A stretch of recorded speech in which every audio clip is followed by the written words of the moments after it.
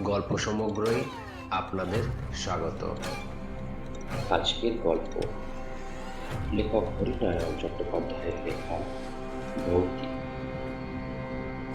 হরিনারায়ণ চট্টোপাধ্যায় এক প্রজন্মের কাছে যিনি ছোটদের জনপ্রিয় লেখক, আর এক প্রজন্মের কাছে তার পরিচিতি বিশিষ্ট ঔপন্যাসিক ও গল্পকার হিসেবে।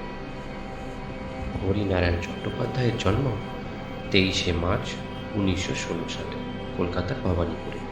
জন্মের কয়েক বছর পর চলে আসেন বর্মায়। রেঙ্গুন বিশ্ববিদ্যালয় থেকে বিএ পাশ করে রেঙ্গুন কোর্টে আইনজীবীর কর্মজীবন শুরু করেছিলেন। 1940 সালে দ্বিতীয় বিশ্বযুদ্ধ শুরু হলে ফিরে আসতে হয় ভবানীপুরের পৈতৃক বাড়িতে। তার প্রথম উপন্যাস ইরাবতী 1948 সালের ধারাবাহিকভাবে প্রকাশিত হয় দেশ পত্রিকায়।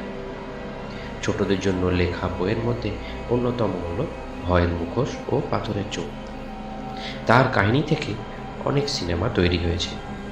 নাটকে অভিনয় করতে ভালোবাসতেন। 1981 সালের 20 জানুয়ারি প্রয়াত হন তিনি। তাহলে আজকে শুরু করা যাক লেখক হরিনারায়ণ চট্টোপাধ্যায়ের লেখা ভৌতিক।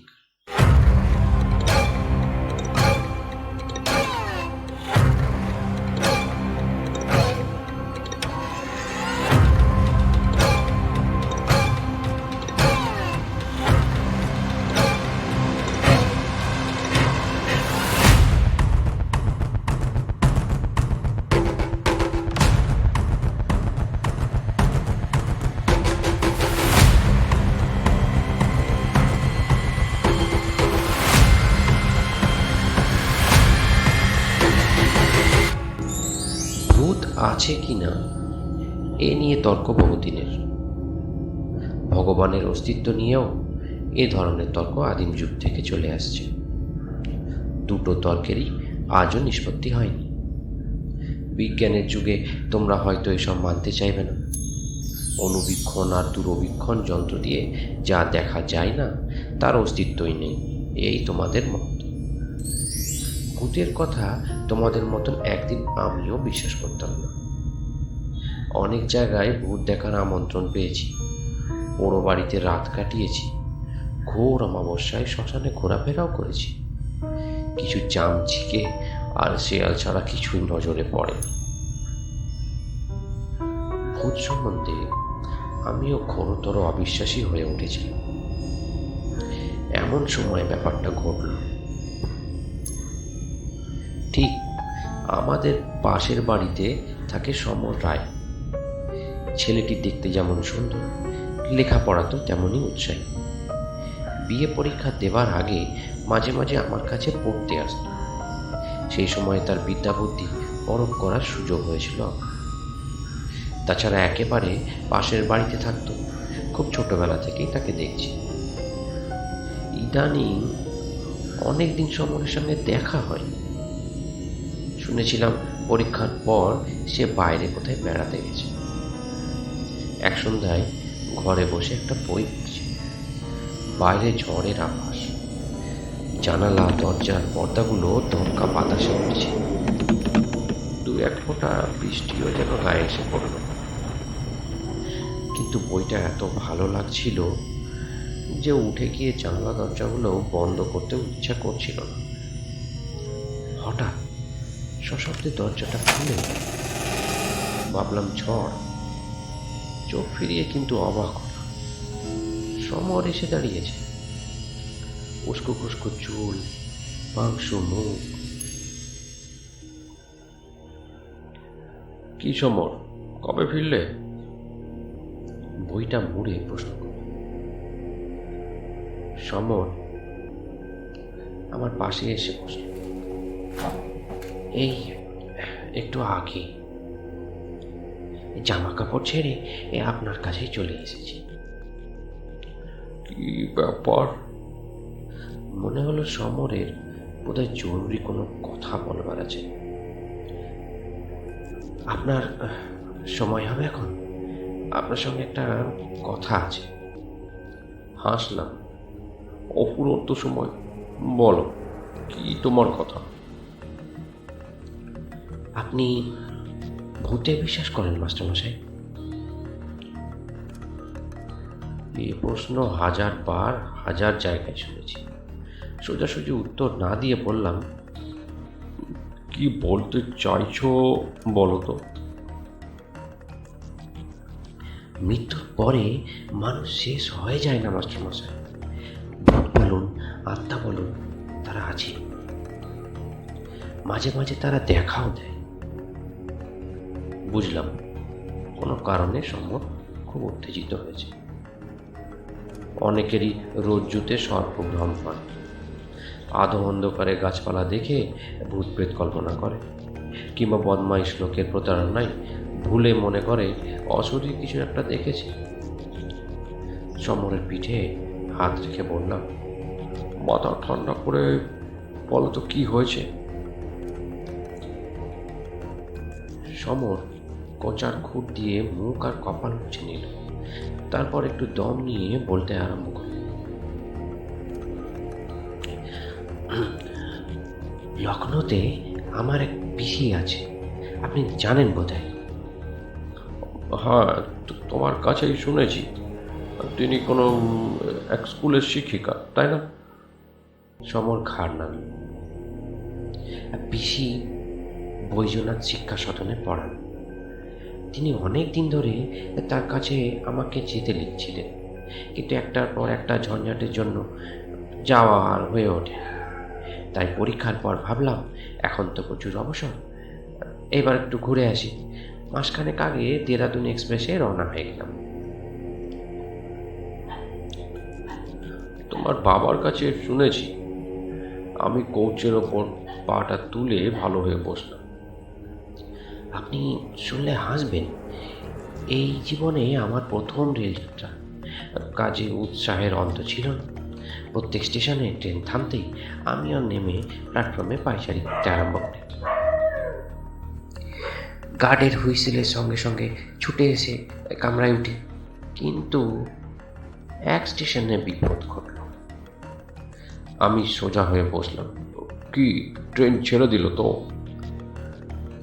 সমর আমার প্রশ্নের কোনো উত্তর না দিয়ে বলতে লাগলো, এক স্টেশনে নেমে এদিক ওদিক বেড়াচ্ছি, হঠাৎ দেখলাম একটি বছর 8-9 মেয়ে, বেশ ফুটফুটে চেহারা, কোকড়ানো চুল, পরনে নীল রঙের একটা ফ্রক, আমাকে হাত নেড়ে ডাকছে।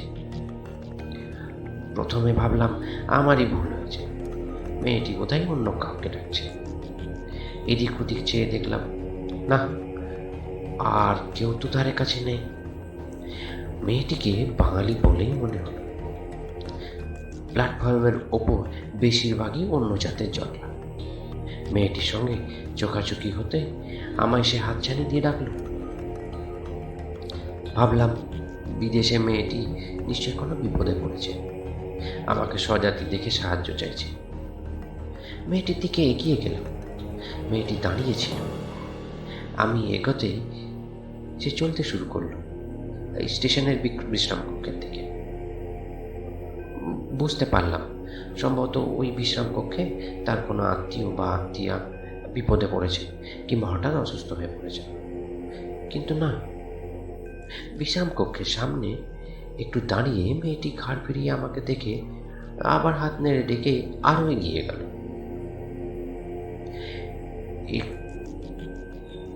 এধারে একটা বকুল গাছ, অজস্র বকুল ঝরে পড়ে রয়েছে পথের ওপর।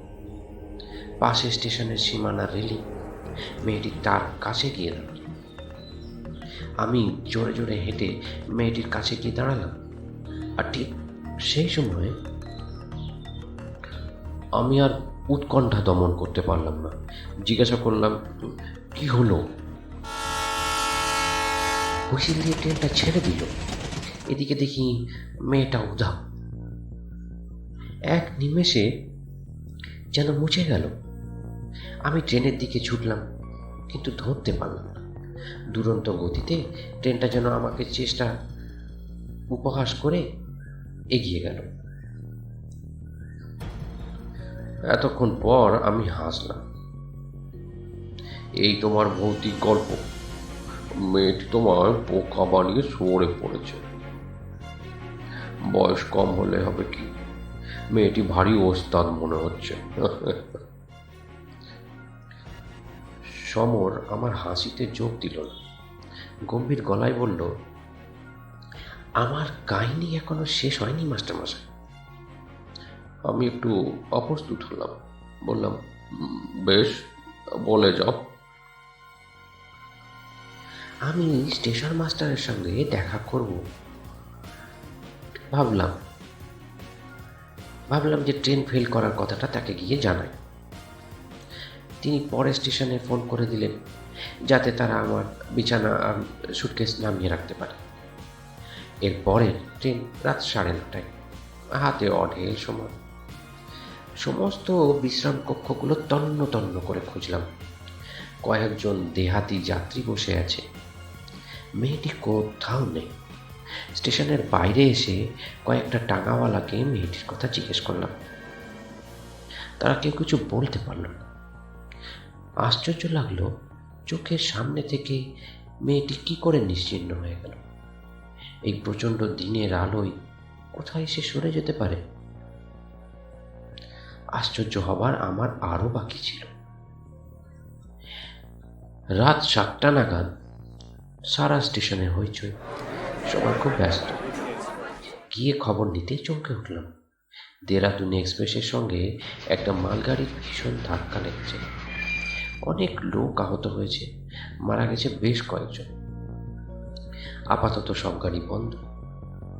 2-1টা রিলিফ ট্রেন সাহায্য নিয়ে ছোটাছুটি করছে। স্টেশন মাস্টারের কামরায় খুব ভিড়। অনেকেই আত্মীয় স্বজনের খবর নেবার জন্য ব্যাকুল। ভিড় কমতে খবর পেলাম দেরাদুন এক্সপ্রেসের সামনের 4খানা বগি একেবারে চূর্ণ বিচূর্ণ হয়ে গেছে।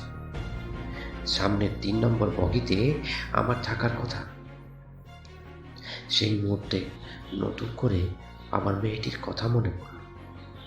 মেয়েটি যদি হাতছানি দিয়ে আমাকে ডেকে না নিয়ে যেত, তাহলে আমার কি অবস্থা হতো সে ভেবে শিউরে উঠলাম। সেই রাত্রে 2টো টেলিগ্রাম করলাম, একটা কলকাতার বাড়িতে আর একটা লখনৌতে, পিসির কাছে। লিখে দিলাম যে ভাগ্যক্রমে দুর্ঘটনার হাত থেকে আমি বেঁচে গেছি। পথে এক স্টেশনে আমি নেমে পড়েছিলাম। লাইন ঠিক হতে দিন 2-1 লাগলো। আবার একদিন লখনৌ পৌঁছানো হলো। পিসিকে খবর দিলাম যে আসছি। সারা রাত সেই মেয়েটির কথা ভাবলাম। বিধাতার আশীর্বাদের মতো মেয়েটি যেন আমার প্রাণ রক্ষা করতেই এসেছিল। কিন্তু কাজ শেষ করে মেয়েটি কোথায় মিলিয়ে গেল। পরের দিন 11টা নাগাদ লখনৌ পৌঁছালাম। স্টেশনে পিসি এসেছিলেন। খুব ছেলেবেলায় তাকে দেখেছিলাম, তবু চিনতে অসুবিধা হল না।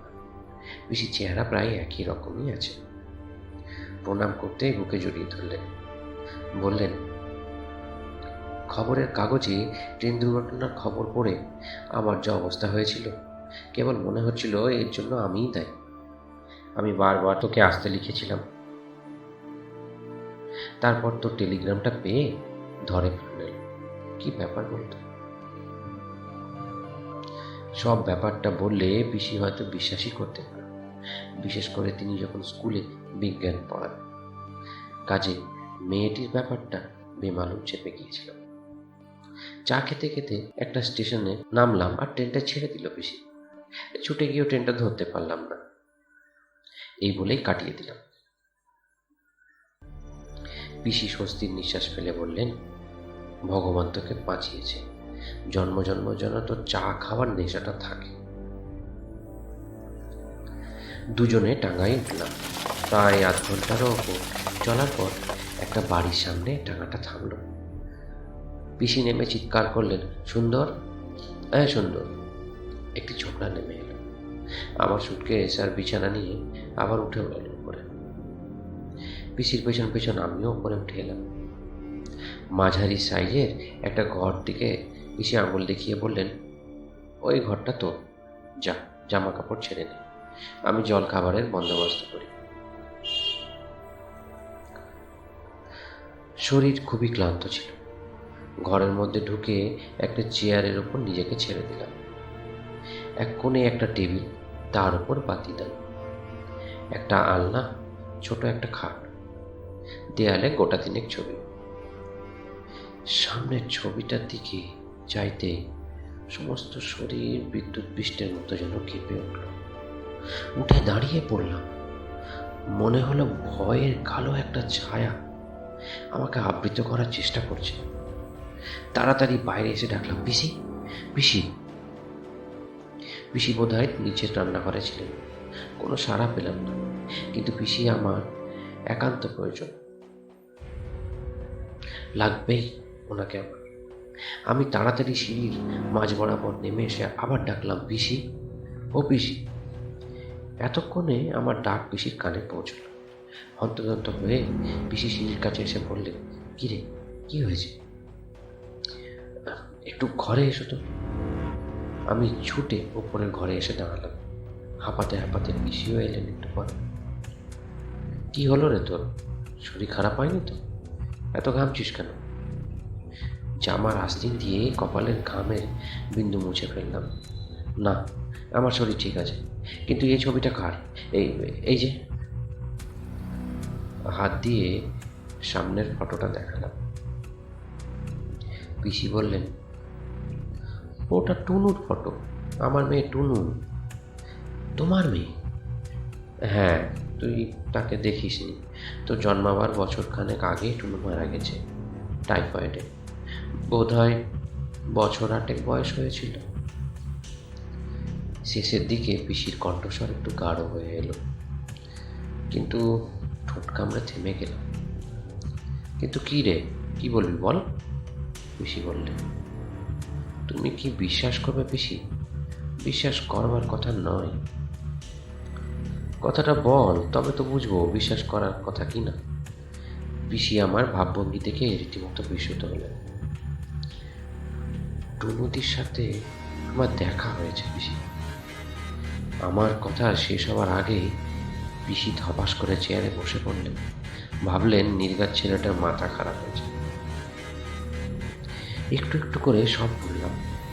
যখন শেষ করলাম, পিসির চোখ দিয়ে টস টস করে জল পড়ছে।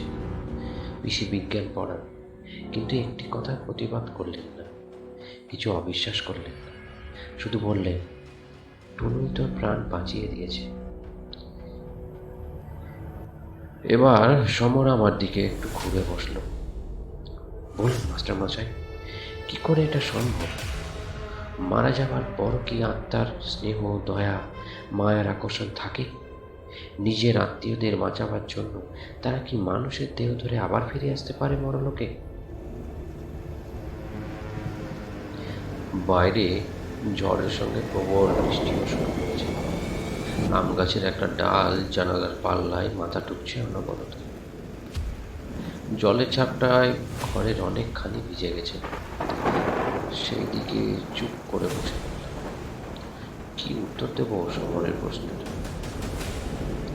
চিরদিনের জন্য হারিয়ে যাওয়া মানুষ নিজের লোককে বিপদ থেকে রক্ষা করার জন্য আবার পৃথিবীতে ফিরে আসে, তাও কি সম্ভব?